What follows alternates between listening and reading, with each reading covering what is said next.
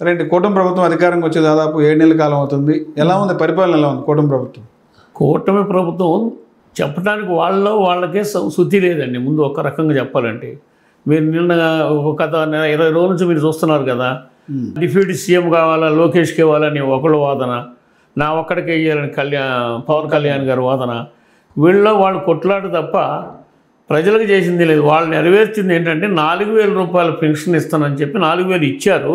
కానీ 4,000 ఇచ్చిన తర్వాత ఇప్పటికి వాళ్ళు అధికారంలోకి వచ్చాక 20 లక్షల మంది చనిపోవడం కానీ ఇంకో రకం కానీ పెన్షన్లు పోయినాయి. అయినంతవరకు ఫిలప్ చేయలే. అది కాకంగా మళ్ళీ వికలాంగుల్లో ఉండొచ్చు, వికలాంగుల్లో కొన్ని దొంగల సర్టిఫికేట్లు ఉంటే ఉన్నాయో కాదంటానికి మనం లేదు. అలాంటి అది అడ్డం పెట్టుకొని పార్టీ పరంగా కొన్ని దాదాపు ఒక 5-6 లక్షల వికలాంగుల పెన్షన్ తీయటానికి కూడా ప్రభుత్వం తొలగించారు. ఇంకా తొలగించడానికి కుట్ర జరుగుతుంది ఏంటి. తర్వాత సచివాలయాలు అన్నారు. సచివాలయాల విషయాల్లో కూడా నిన్న పార్థసారథి గారు మొన్న 10 రోజుల నాడు ప్రకటించారు. ఒక్కో సచివాలయానికి అది దాన్ని ఒక రకంగా మనం కూడా స్వాగతించవచ్చు. ఎందుకంటే పాపులేషన్ బట్టి చేయటం దాన్ని స్వాగతించవచ్చు. కానీ పరిపాలన చేయటంలో ఇంకా వాళ్ళు పరిపాలనలోకి వచ్చారని చంద్రబాబు నాయుడు ఈ మధ్యన హోంమంత్రి గారు ఒక మాట చెప్పారు. జగన్మోహన్ రెడ్డి గారు డిగ్రీ చదవలేదు, ఇంటర్మీడియట్ చదివిండు. మా చంద్రబాబు గారు MA BEd చదివారు, ఆర్థిక శాస్త్రం. మరి పవన్ కళ్యాణ్ గారు కూడా ఇంటర్మీడియటే అయినా ఆమె తెలియకపోవచ్చు. జగన్మోహన్ రెడ్డి గారు డిగ్రీ ఎప్పుడో హైదరాబాద్లో పూర్తి చేశాడు ఆయన. మరి ఏమో తెలియకపోతే మనం అది ఆయన తప్పు కాదు కదా. మరి పవన్ కళ్యాణ్ గారు ఇంటర్మీడియట్ చదివారు, ఆయనే చెప్పుకుంటుండవు. మరి అది వ్యక్తిగతంలోకి ఎందుకు విమర్శిస్తున్నారో తెలియదు. ఆ వ్యక్తిగతంలో పోతే చాలా ఉంటాయి అని మనకు అనవసరం. అదే కూటమి మీరు ప్రభుత్వంలోకి వచ్చారు, ప్రజలు ఆదరించారు. వైఎస్ఆర్ పార్టీ కంటే మీరు బాగా చేస్తారు, మిమ్మల్ని ఆదరించారు. మీరు చేసి చూపెట్టండి. మీరు ఇచ్చిన సూపర్ 6 అన్నారు, ఇంతవరకు ఒక్క పెన్షన్ తప్ప ఏం చేయలేదు కదా. అసలు రైతులకు మీరు ఏం చేశారు చెప్పండి. సూపర్ 6 ఇప్పటికే దాదాపు 80% అమలు చేస్తామని చెప్తున్నారు. అసలు ఎక్కడైంది?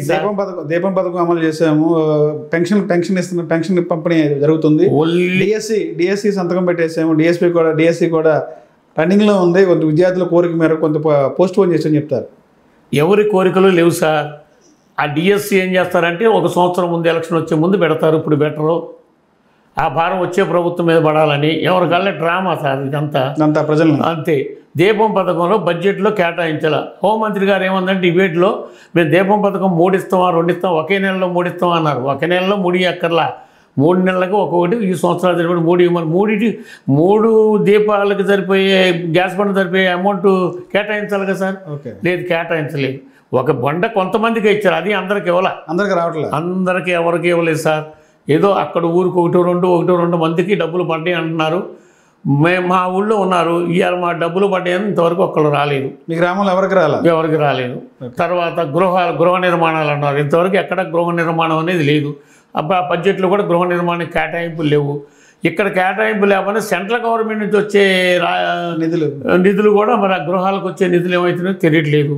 ప్రభుత్వం మేము చేస్తున్నామన్నారు, కానీ వీళ్ళంటూ ఏంటంటే జగన్మోహన్ రెడ్డి చేసిన అప్పుకే మేము సరిపోతుందంటే జగన్ అప్పులు గొప్పలు చేశాడు, అప్పులు వడ్డీలు కడితే సరిపోతుంది అని చెబుతున్నారు. కానీ జగన్మోహన్ రెడ్డి గారికి అప్పు చెప్పేటప్పుడు మీరు 3 లక్షల కోట్లు చేశారుగా, ఈయన 3 లక్షలు చేశాడు. మరి మీ 3 లక్షలకి ఆయన వడ్డీ కట్టాడుగా 5 ఏళ్ళు. అట్లా ఇప్పుడు దాని గురించి మీరు వచ్చి 6 నెలలు అయింది, 1,00,000 కోట్లు అప్పు చేశారు. అప్పుడే వీళ్ళు 6 నెలల్లో 1,00,000 కోట్లు అప్పు చేశారు.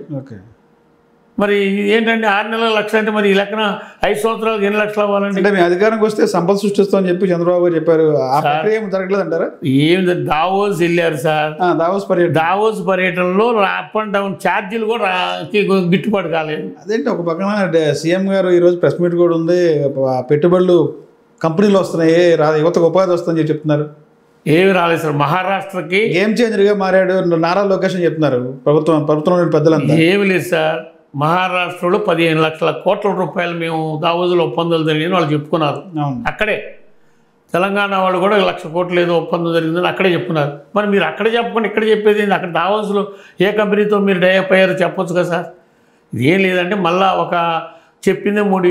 అక్కడైతే నిజం కదండి, నేషనల్ మీడియాలో అబద్ధం చెప్పవు కదా. ఇక్కడైతే వాళ్ళ మీడియా ఉంటుంది కదా, ఆ మీడియాతో డబ్బా కొట్టించుకుంటారు 3 మీడియాలతో. అంటే వాస్తవాలు తెలియకుండా ఉండదు కదా, ఎప్పటికైనా వాస్తవాలు తెలిసేపటికల్లా కాలయాపన అయిపోతుంది కదా సార్. ఇప్పుడు సూపర్ 6 అన్నారు, మీరు అన్నాడు దీపం ఇచ్చారన్నారు. దీపం ఇవ్వలేదు సార్. ఓన్లీ ఆయన మాత్రం టెన్షన్గా పెన్షన్ మాత్రం చక్కగా అమలు చేస్తున్నారు. అదొక పథకం. 4,000 రూపాయలు పెన్షన్. 4,000 రూపాయలు 1,000 రూపాయలు పెంచిన నేరానికి ఆయన అంతకుముందు ఎన్ని లక్షల కోట్లు మనం ఇస్తున్నారో ఆ అమౌంట్ సరిపోయేటట్టు ఆ 3,000 లెక్క ఎంతమందికి ఇచ్చారో ఆ డబ్బుల్నే 4,000తో కుదిచ్చి ఇస్తున్నారు. అంతేగాని ఎక్స్ట్రా బడ్జెట్లో ఎక్స్ట్రా 4,000 పెంచిన దానికి బడ్జెట్ ఏమి లేదు అక్కడ. ఏం లేదు. లోగడ ఆయన ఒకసారి 99/2004 కంటే ముందు 75,000 రూపాయలు ఇస్తే ఎవరైతే చనిపోతారో ఈ ఊళ్ళో 10 పెన్షన్లు ఉన్నాయి. ఇద్దరు చనిపోతే ఆ చనిపోయిన 2 పెన్షన్లు ఇచ్చేవాడు. ఇప్పుడు కూడా అదే ఆచరణలోకి వచ్చింది. అంటే అర్హత ఉన్న వాళ్ళకి మళ్ళీ ఇప్పుడు జనవరిలోనే స్టార్ట్ చేస్తామని చెప్తున్నారు, కొత్త పెన్షన్ ఇస్తామని చెప్తున్నారు. జగన్మోహన్ రెడ్డి గారు ఉండగా గవర్నమెంట్లో రాంగలోనే 3 నెలలు అన్నీ అమలు చేశాడు సార్. 3 నెలలకు ఒకసారి పెన్షన్లు కావాల్సిన వాళ్ళందరికీ ఇచ్చారు. మరి ఈయన అట్లా చేయముడు 7 నెలలైనా కొత్త పెన్షన్లు లేవుగా. నేను ఇస్తాను, 7 నెలలకి ఇస్తాడో మళ్ళీ మార్చి బడ్జెట్ తర్వాత ఇస్తాడు. ఈ లోపలే ఒకవేళ ఆయన శాంక్షన్ చేసిన మార్చి బడ్జెట్కి ఇంకా కొంతమంది ముసలోళ్ళు చనిపోయాక ఆ డబ్బులు ఇట్టి డైవర్ట్ చేస్తారు.